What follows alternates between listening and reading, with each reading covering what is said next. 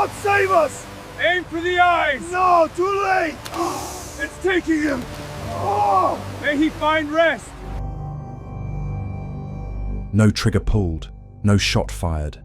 7 muskets lowered at once. 7 men standing on wet rock, facing something coiled in the shallows.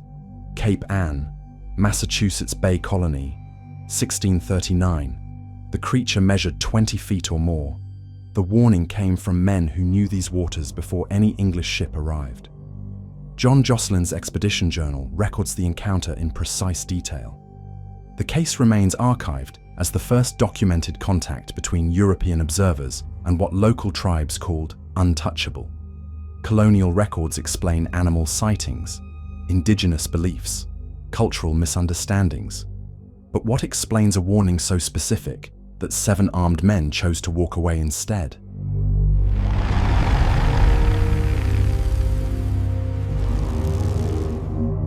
Fire! Fire at it! No, I can't! Shoot, man! Now! I got it! Did you hit it? Is it going? The shallop left Boston Harbor on the morning of August 3rd, 1639. John Josselyn commanded a small exploration party tasked with charting the northern coastline for future settlement. The vessel carried 6 Englishmen and 2 Pawtucket guides who spoke enough English to navigate both language and terrain. The route followed the rock-bound shore of Massachusetts Bay, moving northeast toward the fishing grounds near Cape Ann. Josselyn kept meticulous records in a leather-bound journal, noting tide times, rock formations, and native fishing practices. His reputation as a naturalist meant every detail mattered. He documented plants, animals, weather patterns, and the behaviors of local tribes with equal precision. By mid-afternoon on August 7th, the shallop rounded a granite headland and entered a shallow cove. The tide had pulled back, exposing black rocks slick with kelp and barnacles. Thomas Wickham, the party's senior navigator, ordered the vessel anchored 50 yards from shore. The water ran too shallow for closer approach. Josselyn and 4 others climbed into a smaller boat and rowed toward the exposed rocks. The 2 Pawtucket guides remained in the shallop, watching from the deck. They had grown quiet since passing the headland. Wickham noted this in his own log. The guides refused to explain their silence. The smaller boat scraped against rock. Josselyn stepped onto stone still wet from the receding tide. Samuel Blackwell and Robert Corwin followed, each carrying a musket and powder horn. The plan was simple. Survey the cove, collect samples of local shellfish, and return before the tide turned. Josselyn moved carefully across the slippery surface, his boots finding purchase in cracks between boulders. The smell of salt and rotting seaweed hung thick in the air. Gulls circled overhead, their cries sharp against the sound of distant surf. Then Corwin stopped walking. His hand went to Blackwell's shoulder. Both men froze. Josselyn turned to see what had caught their attention. 30 feet ahead, on a flat expanse of rock barely above the waterline, something massive lay coiled in loose spirals. The body appeared serpentine, dark grey or black, glistening wet in the afternoon light. Josselyn estimated the visible length at 20 feet, though both ends disappeared into shadow beneath overhanging stone. The thickness matched a man's torso at its widest point. No legs, no fins, no features immediately recognizable as head or tail from their angle of approach. The creature did not move. Josselyn stepped closer, his journal already open in his left hand. Blackwell raised his musket to his shoulder. Corwin did the same. Edward Mather, still in the boat, stood and leveled his weapon at the coiled form. The 3 men formed a loose line, muzzles trained on the motionless shape. Josselyn raised one hand, signaling them to hold fire until he could observe more clearly. He moved to within 20 feet. The surface of the creature showed no scales in the traditional sense, but a smooth texture broken by faint segmentation. The head, if it was a head, remained hidden beneath a fold of its own body. A shout came from the shallop, sharp, urgent, in English. Josselyn turned to see both Pawtucket guides standing at the rail, arms raised, gesturing violently. The older guide, a man Josselyn had come to trust over 4 days of travel, was shouting a single word over and over. The distance and wind made it unclear. Wickham appeared beside the guides, cupping his hands to his mouth. His voice carried across the water with desperate clarity. "Do not fire. Do not touch it. They say you will die." Josselyn looked back at the coiled shape. It still had not moved. Blackwell's finger rested on the trigger of his musket. The range was perfect. A single ball would strike center mass. Josselyn turned toward the shallop again and raised both hands in question. The older guide was climbing down into the smaller boat, rowing hard toward the rocks. His companion remained on deck, still gesturing, still shouting. Wickham's voice came again, louder this time, edged with something Josselyn had never heard from the veteran navigator before. "They say it is not an animal. They say if you kill it, you die, or your family dies, or you never leave this coast. Those are the words they are using." The older guide's boat scraped onto the rocks. He vaulted out before it had fully stopped, moving across the slick stone with practiced speed. He placed himself between the Englishman and the coiled form, his back to the creature, his hands spread wide as if physically blocking their line of fire. He spoke in English, broken but deliberate. Every word came out slowly, weighted with something beyond translation.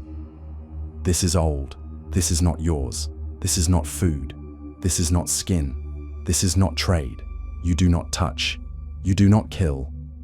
You go back now." Josselyn studied the man's face. No superstition, no performance, just flat certainty. The kind of certainty that comes from watching consequences play out across generations. Blackwell lowered his musket first. Corwin followed. Mather climbed back into the boat without a word. Josselyn stood for 10 more seconds, staring at the coiled shape on the rock, then turned and walked back to the smaller boat. The older guide waited until all 4 Englishmen were aboard before returning to his own vessel. The shallop cleared the cove within the hour. Josselyn's journal entry for August 7th, 1639, occupies 2 full pages. He describes the creature in clinical detail: length, coloration, texture, position.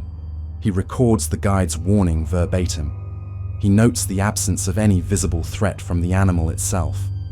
And at the bottom of the second page, in smaller script, he writes a single question that he never answers in any later volume. If this is what they fear, what do they know that makes the fear rational? The expedition continued north for another week. Josselyn completed his survey and returned to Boston in late August. He published his account 35 years later in 1674 as part of a larger work on New England's natural history. The passage about the serpent occupies less than 3 pages. Most readers dismissed it as native superstition, filtered through colonial credulity. But the coordinates Josselyn recorded for that cove match the exact location where, 178 years later, hundreds of witnesses would report the same creature in the same waters. The Gloucester sea serpent sightings of 1817 through 1819 would become the most documented cryptozoological event in American history. Every witness described the same coiled posture, the same dark coloration, the same size. And every local fisherman who remembered the old stories told the same warning Josselyn heard in 1639. "Do not kill it, or you will never fish these waters again." Josselyn's report reached Governor John Winthrop in Boston on September 4th, 1639. The governor's diary contains a brief entry dated September 6th, noting, "Strange intelligence from Cape Ann regarding a serpent of unusual dimensions observed by Mr. Josselyn's party." Winthrop ordered no follow-up investigation. No colonial vessel returned to the cove that autumn. The official position, recorded in the Massachusetts Bay Colony Council minutes, classified the sighting as a large eel or unknown fish species, worthy of natural study but presenting no immediate concern to settlement or trade. But private correspondence tells a different story. Letters between colonial merchants in Boston and London investors reveal growing unease about the northern fishing grounds. Thomas Morton, a merchant with ties to the Plymouth fishing fleet, wrote to his brother in Devon on October 2nd, 1639. The letter survives in the Devon County archives. Morton describes conversations with Pawtucket traders who refused to guide English boats past Cape Ann after August. The traders offered no explanation beyond repeating the same phrase. "The Old One is awake." Morton notes that this phrase appeared in multiple conversations with different individuals, none of whom would elaborate further when pressed.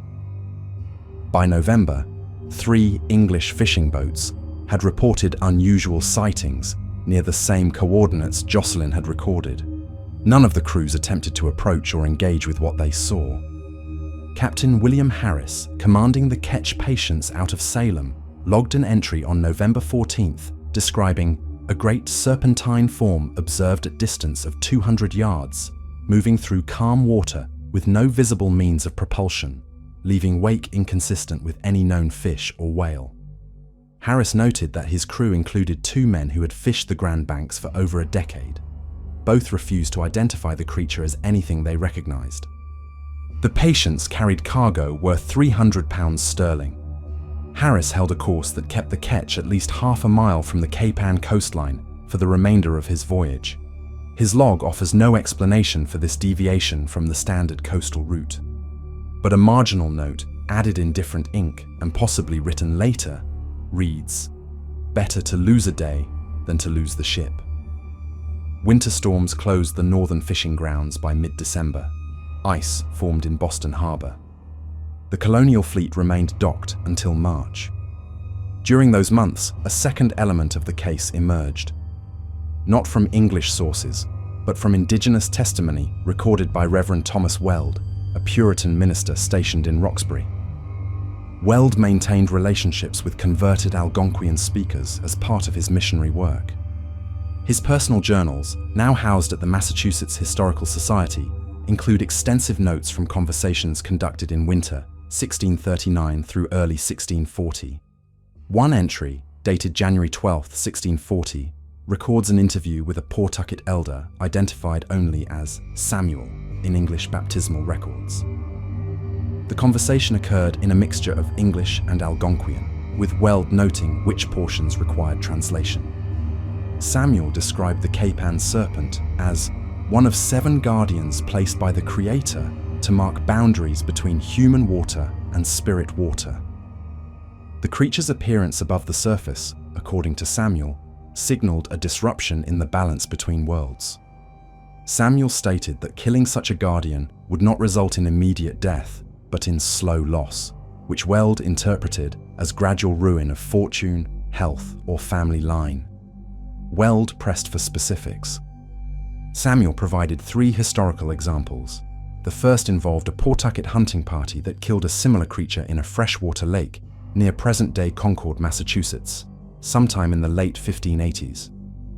All 6 hunters died within 2 years, 4 from disease, 2 from accidents during routine activities. The second example described a coastal village that harvested a beached serpent for meat and oil around 1620. The village suffered complete depopulation by 1628, though Samuel attributed this to smallpox brought by European traders rather than supernatural punishment. The third example involved a single hunter who wounded but did not kill a serpent near the Merrimack River. That man, according to Samuel, lived but lost his ability to fish successfully. His nets came up empty for 3 seasons until he performed a specific ritual of restitution. Weld's journal does not record the details of that ritual, but his notes indicate skepticism about the causal connections Samuel drew.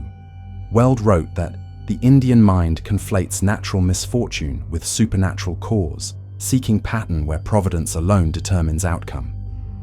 Yet Weld also noted that Samuel spoke with the certainty of one recounting observed fact rather than inherited myth. Spring arrived in April 1640. The fishing fleet resumed operations. No English vessel reported contact with the Cape Ann serpent that season. Colonial records show normal catch volumes from the northern grounds through summer. By autumn, the incident had faded from official concern. Josselyn's account remained unpublished for another 34 years. When it finally appeared in print in 1674, most readers treated it as a curiosity rather than a scientific observation.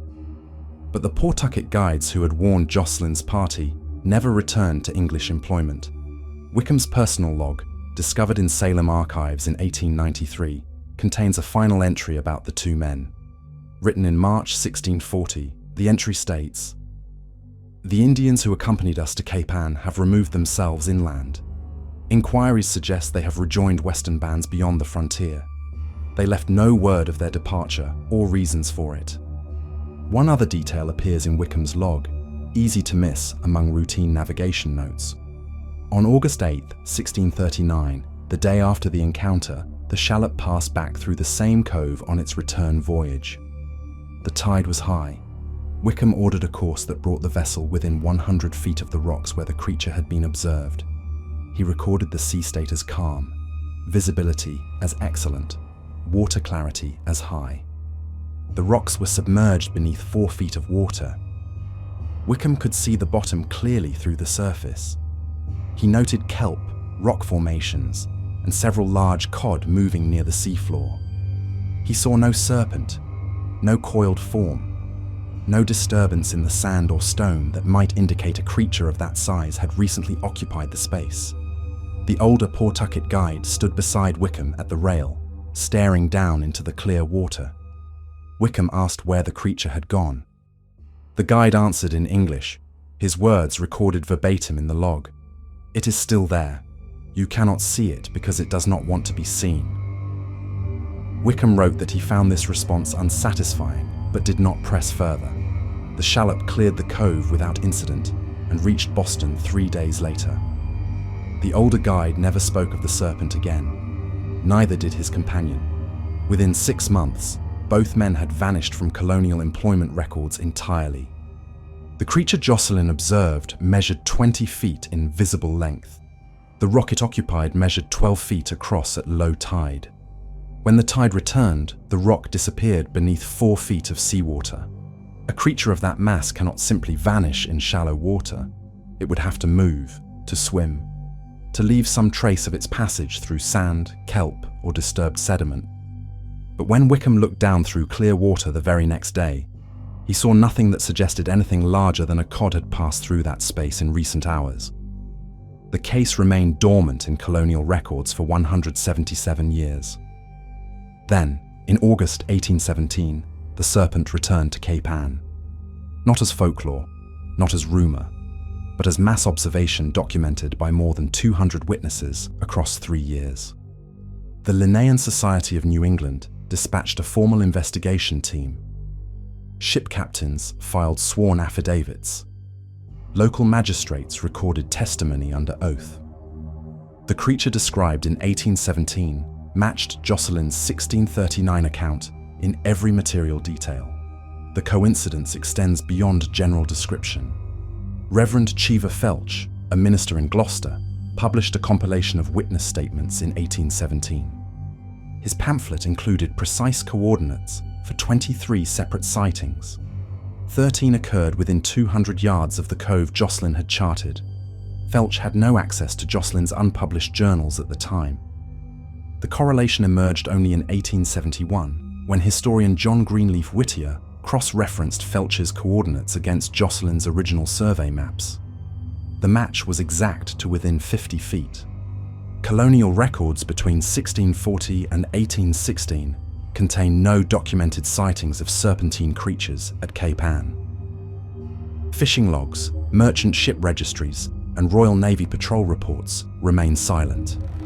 Either the creature was never seen during those 176 years, or sightings were never recorded in official documents. But one document from the intervening period survived in private hands. A letter dated March 9, 1732, written by Captain Joshua Burnham of the merchant brig Dover to his sister in Portsmouth. Burnham describes an encounter near Cape Ann on February 27, 1732. His vessel was anchored overnight in a small cove during heavy fog. At dawn, as the fog lifted, Burnham observed a great serpent coiled upon the rocks not 50 yards distant, its head raised above the coils, regarding the ship with what appeared to be deliberate attention. Burnham wrote that his first mate raised a musket to fire. Burnham stopped him. The letter explains why in a single sentence, "I recalled my grandfather's account of such a creature seen by English explorers a century past, and the warning given by Indians that to kill it would bring ruin."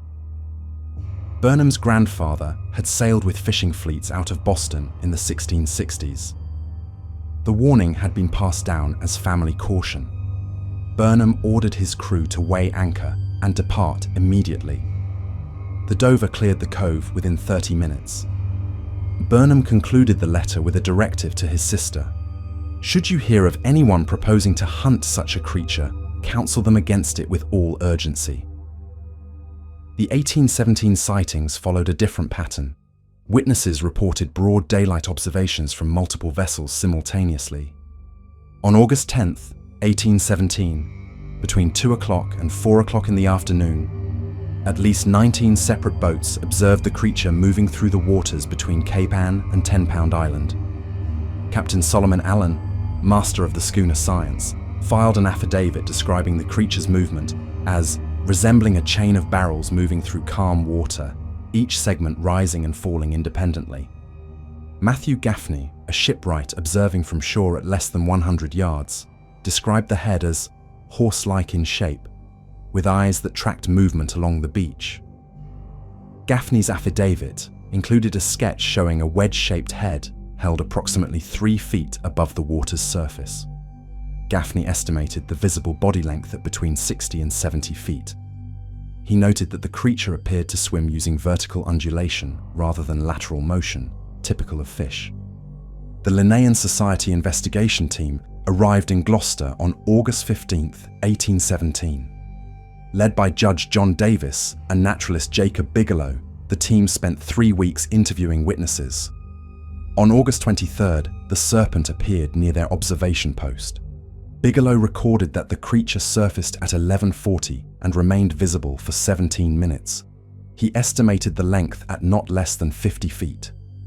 Most significantly, Bigelow noted that when the creature submerged, it sank vertically, as if the water itself was drawing it down. The Society published its preliminary findings in September 1817, concluding that the creature represented an unknown marine species, serpentine in character, inhabiting the coastal waters of Massachusetts Bay.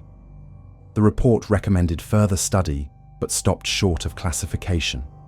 No specimen was ever obtained. Multiple hunting parties attempted capture during 1818 and 1819.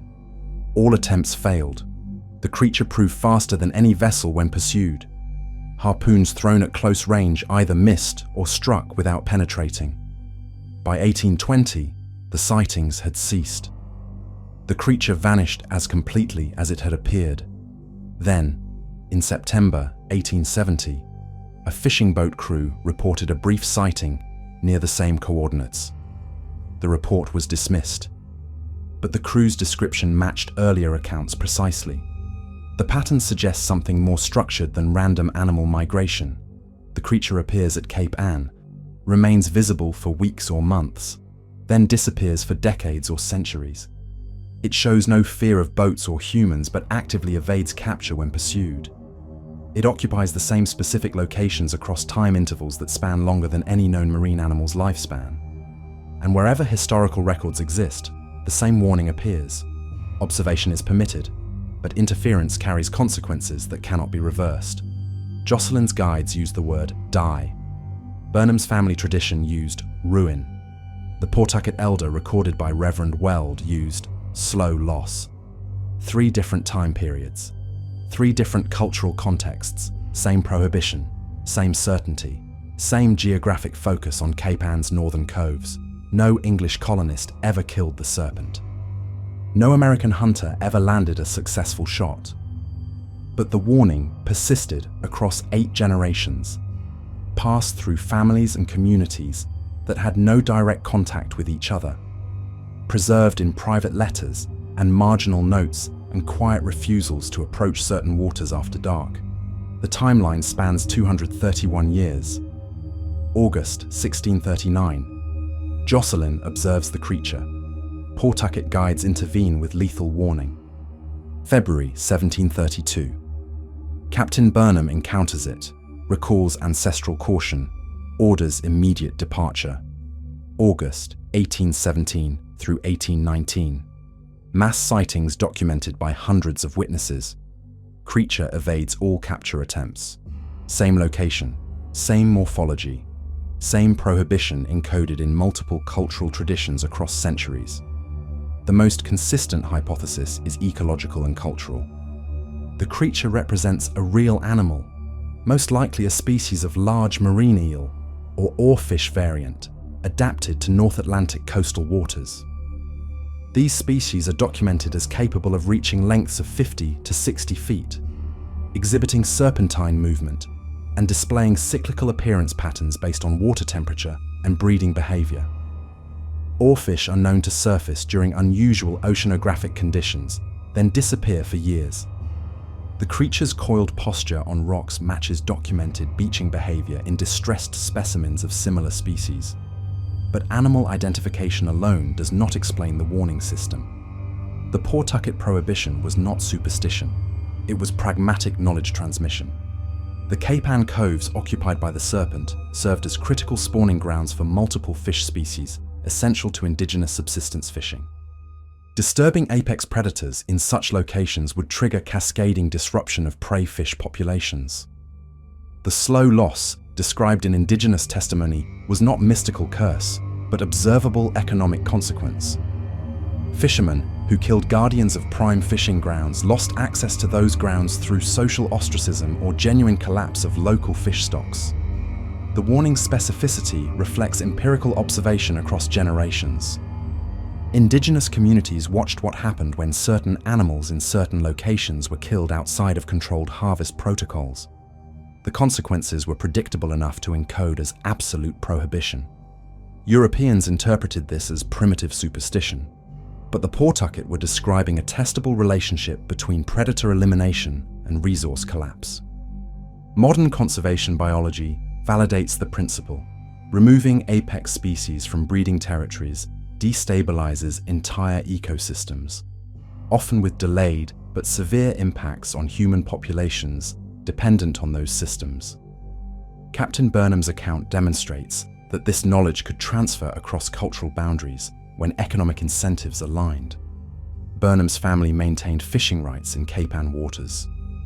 Preserving those rights meant preserving the ecological stability that sustained them. The prohibition his grandfather passed down was operational procedure for long-term resource security. Burnham's logs show consistent catches from Cape Ann for over a decade following his encounter. Between 1640 and 1700, English settlement efforts along the northern Massachusetts coast repeatedly underperformed. Fishing yields from Cape Ann remained unpredictable. Indigenous guides withdrew from English service in the region. By 1720, the Cape Ann region supported fewer colonial families per square mile than any comparable coastal zone in Massachusetts Bay. Official records attribute this to poor soil quality, but private correspondence reveals that fishermen simply did not trust the waters. The catches were wrong, and the old families stayed away from certain coves entirely. The institutional response was erasure. Josselyn's account was published, but not taught. Burnham's letter remained private. Witness affidavits from 1817 were collected, filed, and forgotten. The Linnaean Society investigation concluded without classification. By 1880, the Cape Ann serpent had been reclassified in academic literature as mass hysteria. No follow-up studies were funded. The case was closed not because it was solved, but because it was inconvenient. Indigenous knowledge systems offered a functional framework for coexistence with an unpredictable but economically significant phenomenon. Colonial institutions rejected that framework without testing it, then spent 2 centuries unable to explain why their resource management strategies in the region consistently underperformed. The creature appeared when ecological conditions permitted. It occupied spaces humans also needed. It could not be controlled by force. But it could be accommodated through spatial and behavioral protocols that minimized conflict. The Pawtucket encoded those protocols as prohibition. The English encoded their ignorance as dismissal. Josselyn walked away from the serpent in 1639 because men who knew the consequences stood between him and the trigger. That restraint preserved the expedition, the fishing grounds, and the relationship with guides. Burnham walked away in 1732 because family memory preserved functional caution across 3 generations. The 1817 witnesses walked away because their harpoons bounced off hide too tough to penetrate. But each encounter ended the same way. The creature remained, the humans departed, and the waters off Cape Ann continued to support fisheries, intermittently and unpredictably, but without catastrophic collapse. The last confirmed sighting occurred in 1870. The creature has not been reliably reported since. Perhaps the species is extinct. Perhaps changing ocean temperatures have shifted its range northward. Or perhaps it still occupies the same coves, surfacing only when conditions require, observing boats that pass without approaching, continuing a pattern older than any institution that tried to document or destroy it. The prohibition remains embedded in local maritime culture, not as ghost story, not as legend, but as operational practice. Some rocks are not for landing. Some coves are not for anchoring. Some things are not for shooting, not because they are sacred, but because the cost of interference exceeds any possible benefit. Colonial authorities collected hundreds of pages of testimony about the Cape Ann serpent across 2 centuries. They funded investigations, they offered bounties, they published official findings. But they never once asked the people who had been managing safe coexistence with the creature for generations before English ships arrived. They had the answer available. They had guides standing in front of loaded muskets, willing to risk their own safety to prevent catastrophic error. They had family traditions encoding practical caution as ancestral wisdom. They had 200 years of evidence that force was ineffective and avoidance was functional. If the knowledge was there, documented and available and repeatedly offered, why did every colonial institution choose dismissal over investigation, violence over accommodation, and erasure over memory?